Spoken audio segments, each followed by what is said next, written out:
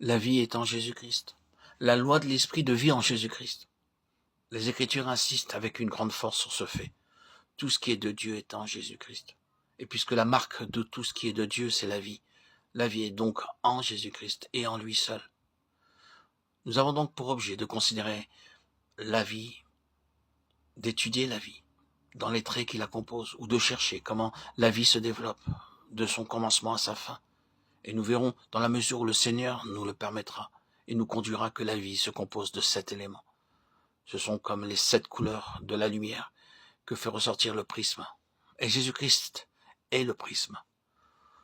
Nous en arriverons à voir ce qu'est la vie dans son expression multiple, ce qu'est la loi de la vie dans ces 7 expressions en Jésus-Christ. Pour connaître la vie, il nous faut le connaître lui, il nous faut le comprendre. Le connaître lui réellement, c'est connaître la vie. C'est ainsi que, en harmonie avec toute cette vérité, l'œuvre du Saint-Esprit, qui est l'Esprit de vie, consiste à révéler Jésus-Christ, à le faire connaître, à nous conduire en lui, qui est la vie. Mais qu'est-ce que le faire connaître, nous conduire en lui, qui est la vie, sinon une question d'éducation spirituelle? Et cette éducation spirituelle peut se continuer durant toute une vie. Je pense que c'est la raison pour laquelle nous trouvons dans la parole de Dieu certaines expressions qui indiquent un principe. Bien que dès le commencement d'une vraie vie en Dieu, nous entrions dans la vie en même temps que la vie entre en nous. Nous sommes aussi appelés à faire d'autres actes à mesure que nous avançons en relation avec cette vie.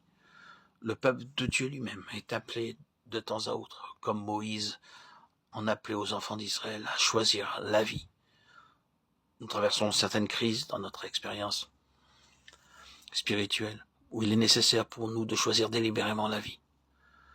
2 chemins sont là devant nous, et nous avons à en répudier un tout à fait positivement et à choisir l'autre tout aussi positivement. Et puis nous sommes aussi exhortés à nous saisir de la vie. Il y a ensuite ces passages des Écritures qui parlent d'une vie encore future, que nous n'avons pas encore atteint, une vie qui est encore devant nous. Il nous faut avancer pour avoir la vie.